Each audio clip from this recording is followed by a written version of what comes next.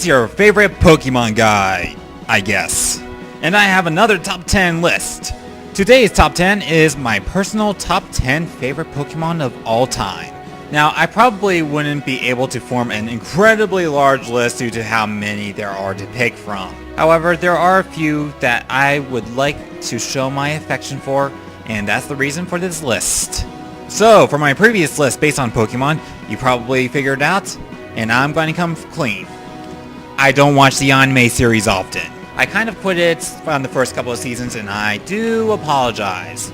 This list is going to mainly be judged on concept, design, and stats of these Pokemon, and just what really makes me love them so much. And sometimes I might mention the role in the anime. So it's a simple enough list. I don't need any more explaining. Let's just get started.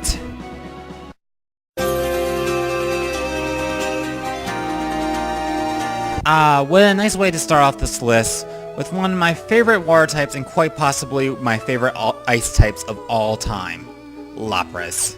So to start off, the stats are definitely very well balanced, and I love that. It's very solid and reliable in combat, with a very nice typing water/ice.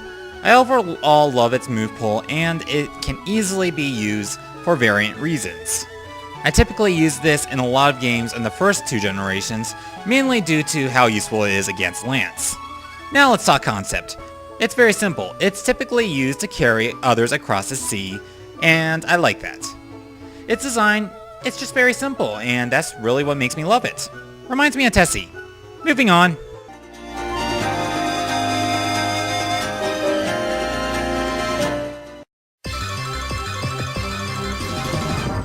Ah yes, the fox.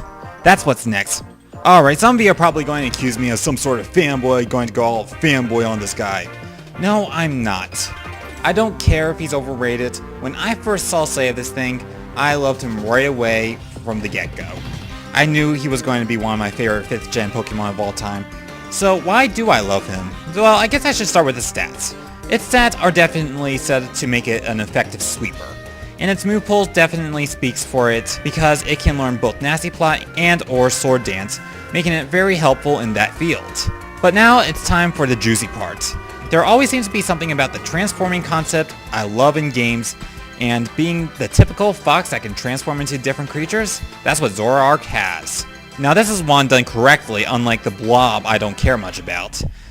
Anyway, Zoroark's ability can prove very helpful to catch someone off guard and punish them because he can disguise himself of another Pokemon on your team in order to trick them. Just handle it with care. So that's the main helpfulness in battle.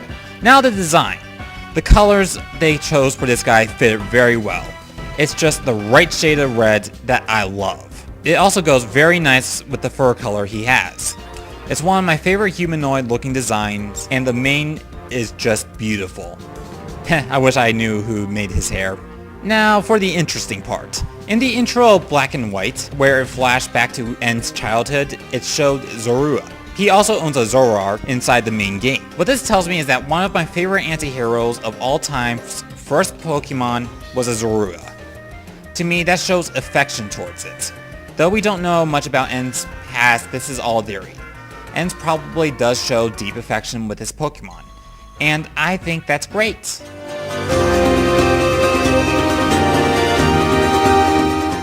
Guessing game time. If I had a King's Rock, what would I use it for?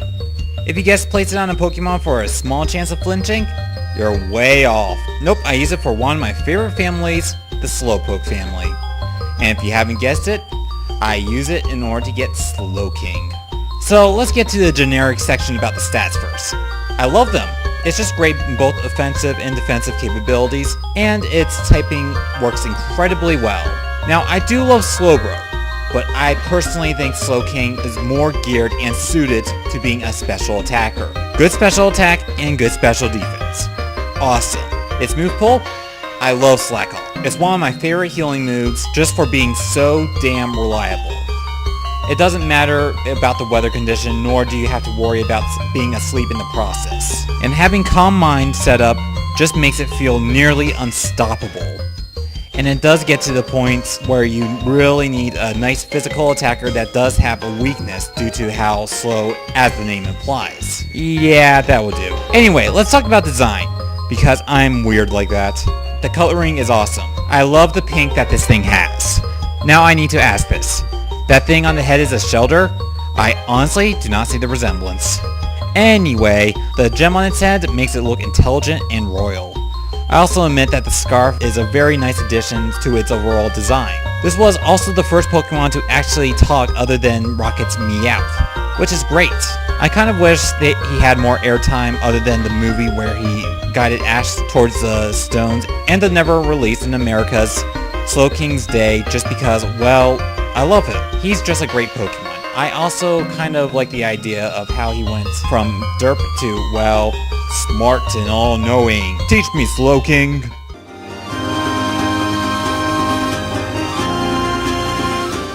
Okay, I admit it, I like the evolutions. But there is one in particular I just adore.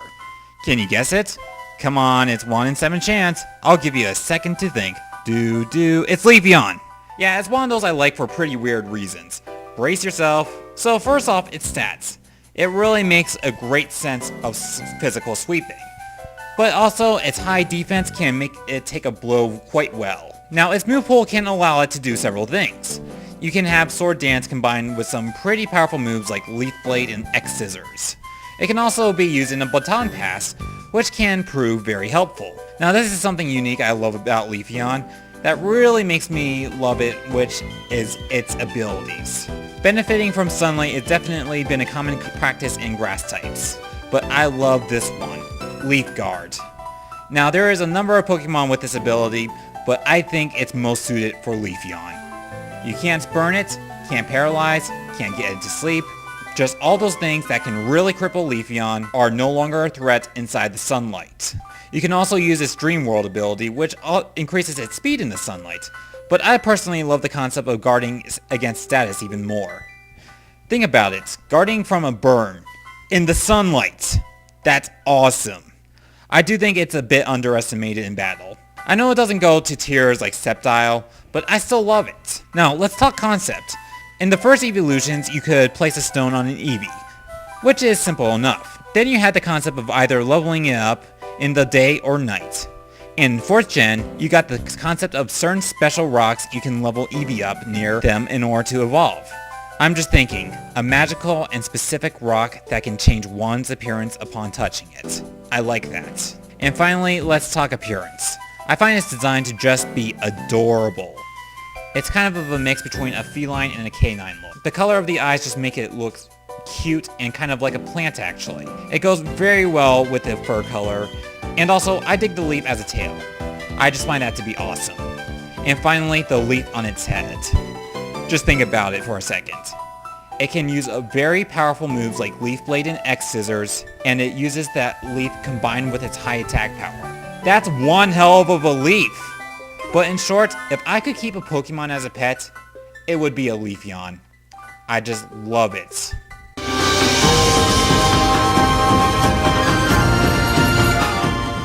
Now, there seems to be a certain species of animal that I just have an odd affection towards. Can you take a guess? Snakes. Yep, they're cute. Well, predictable placing is predictable. Close to one of my favorite starters, Superior. I love this thing. So, of course, its stats. This is possibly the most balanced Pokemon I have ever laid my eyes upon. It's superior in its speed, meaning if you are in an emergency to heal, it for the most part has you covered. So its move pool. Now the main thing that stands out is Coil, a very reliable stat increasing move that will increase its attack, defense, and accuracy, which can make it a very effective sweeper if set up properly, but for the most part, I just love having it during the main game of my Pokemon Black playthrough. Coil was just simply fun to use. I know it's not the best in multiplayer, but I still like it. So its concept? It's a snake. Design? It's a snake. Okay, you want to hear more? This is the first snake Pokemon to be a grass type, which is what I've been looking for a while. It's a snake! I'm sorry, this is just one of those simple things I love to death, and I really don't need to describe it any further.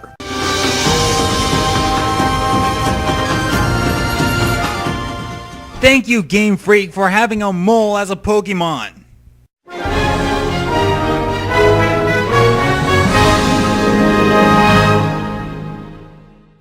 Oh, sorry, I didn't know you want a full explanation on this one. Yeah, I've always wanted to see a mole that wasn't just 3 dicks in the ground. Right, when I saw this mole when browsing through 5th gen Pokemon, I knew I had to get this one. It's just so awesome. Oh yeah, let's talk about its reliability. It makes a great sweeper, especially in sandstorms. Combine that with its move pool involving Sword Dance, it's overpowered. Yeah. Anyway, I used this in the main game, and I had a lot of fun with it. I loved being able to hone claws for accuracy and make moves like Rock Slide very reliable. I also used Bulldoze just in case the Pokemon was quicker than me, so I could possibly Rock Slide to possibly flinch. Most might consider him overpowered, but he was a lot of fun for me to use. So let's talk concept. Not much to say here, he's a mole. Trying to get back into the anime, I do enjoy May's Excadrill mainly for its rather stubbornness.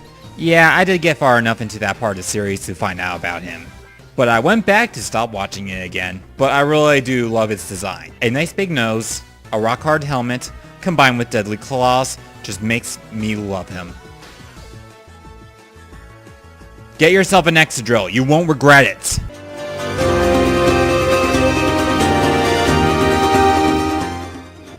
It's nice to see my list is coming to a conclusion, and my deeper emotions for certain Pokemon are being kept deep within my heart. So what's better than introducing my favorite starter of all time? Say what you want for Mudkip, I find Sceptile to be a lot more amazing. So first of all, its usefulness. Now I really don't know why I don't see a lot of people pick this one as the 3rd gen starter. It's possibly the easiest way to go for the main game. It's all about the Torchic or the Mudkip. Now don't get me wrong, I like Torchic, but something really does bother me about Mudkip. Anyway, back to why you're here. Sceptile. Its stats are definitely very solid, and the main reason I love him is his used-to-be signature move, which is Leaf Blade. Now, if you know me, you know I love grass types, and this was basically the move that really started setting the standard for grass type Pokemon. Later on, it became practically essential for grass type Pokemon to have it. It was a movement to make grass-type Pokemon more reliable, and is one huge reason he is on this list. Very standard sweeper power combined with this move definitely made this Pokemon, in my eyes, just amazing. So its design. Where do I start with this? It's a huge lizard with a blade like leaves on its arm. This is where Leaf Blade comes from, and it's just so badass.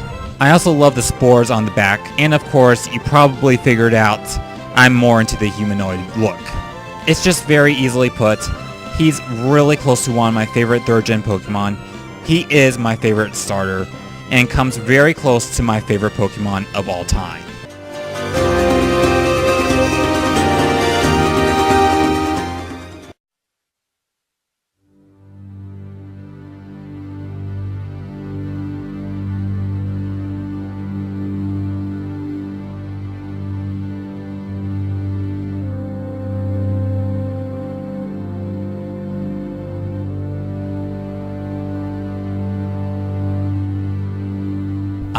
We are finally getting really deep into my favorites.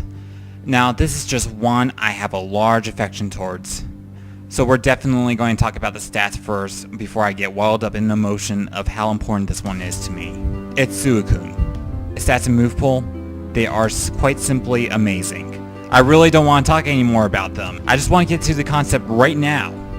So after the burnt tower was burnt to the ground, Suicune was the one who doused the fire. I'm already loving this. Now, Suicune is said to be based off the creature known as the Kirin of Chinese mythology. This is a chimerous creature. It's usually a strange type of unicorn, which if you look carefully at its design, you can see the resemblance of a deer. You notice the spot-like pattern and also notice a large mane and the horn-like object on its head, which really gives it that resemblance. I also love how the tail just waves within the wind. And there really is just something about that light blue that really does move me. It's a very special creature to me. To me, the Kirin is just very spiritual. It's a guidance of rebirth and help those in need. And that's the same way I feel about Suicune. It's more than just a Pokemon. It's a mythical symbol. After disaster strikes, it gives new life and hope. Sorry for bringing my more spiritual self into this. There's also a particular gay guy after this particular Pokemon. I have to say, I don't really blame him. Suicune, you are just simply amazing.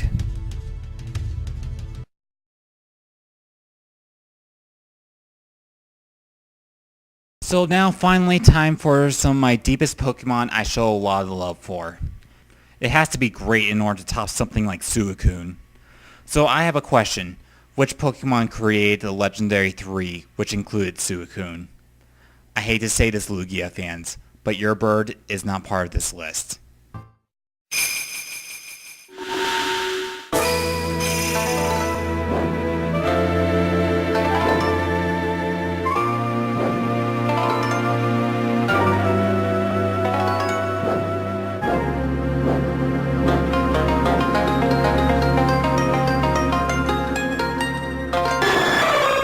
It's none other than the legendary Ho-Oh.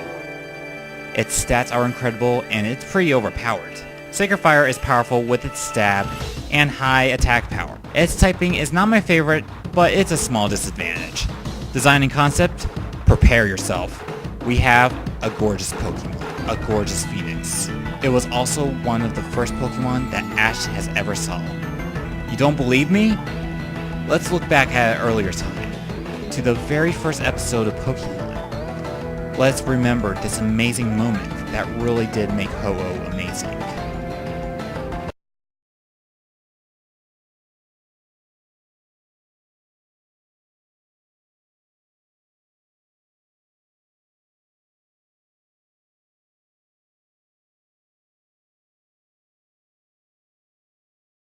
It was also the Pokemon that I wanted so bad, and look, it's on the cover of Gold. I wanted it! Now, it was kind of cool to get it in Gold, but there just was something missing about it in that experience, which is mainly due to the fact of how it was completely optional. But finally, Heart Gold came out, and it completely turned that set of events around, making this Pokemon even more amazing. They also did a similar thing for Lugia, but it just doesn't feel like it nearly makes any sense. Don't get me wrong, I still love Lugia, but... So I really have to ask, something that could be so moving, that could create a legendary trio of beasts, has a lot more reliable stats all in all, and even more nostalgia value, and is an amazing looking Phoenix. Is this the better one, or is it not even a dragon, but a flying lizard with a fire on its tail, a better one? If you somehow think it's the lizard, then I think there's something in your head I question. Ho-Oh, you are just so special and amazing. I can never replace you. So, quick recap before we get to number 1. Number 10, the lovable Lapras. Number 9, Zoroark, along with my little theory. Number 8, yes, I love Slowking. Number 7, Leafeon is just adorable. Number 6, I like snakes. Number 5, yes, moles finally got their spotlight. Number 4, Sceptile for Leaf Blade. Number 3, Suicune, you are a special type of beautiful. Number 2, the legendary Phoenix himself, Ho-Oh. And so finally, we come to my favorite Pokemon of all time.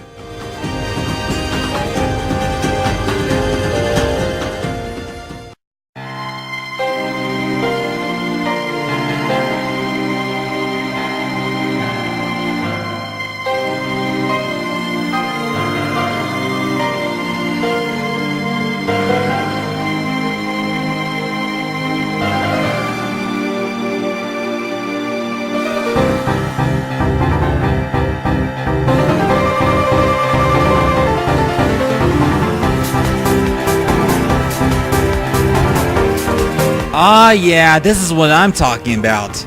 My favorite Pokemon of all time is none other than the Serpent Dragon himself, Rayquaza. So let's get on with its usefulness first, then we get to end off on an overall good note of my feelings towards this thing.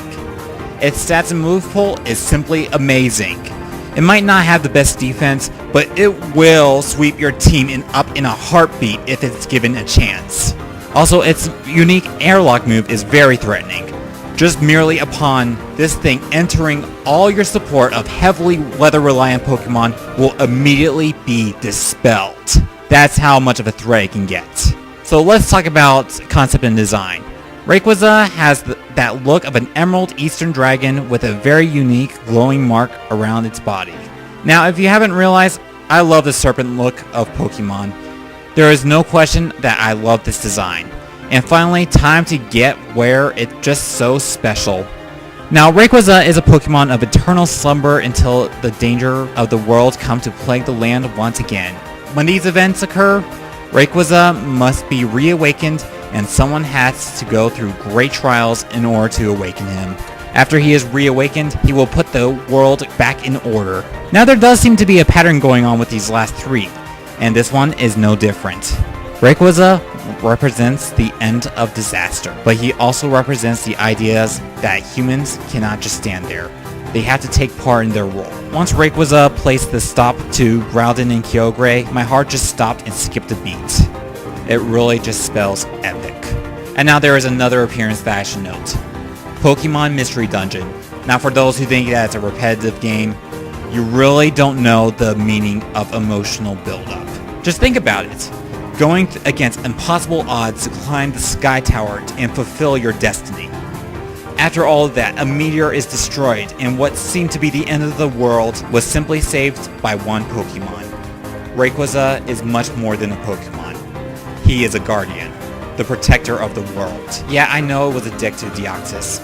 It's territorial, guys, but it's still a great defender of the Pokemon world. Whenever something threatens it, Rayquaza will be there. You are just simply an amazing Pokemon from these events alone. I love you. I am TLCG, and Rayquaza is my favorite Pokemon of all time.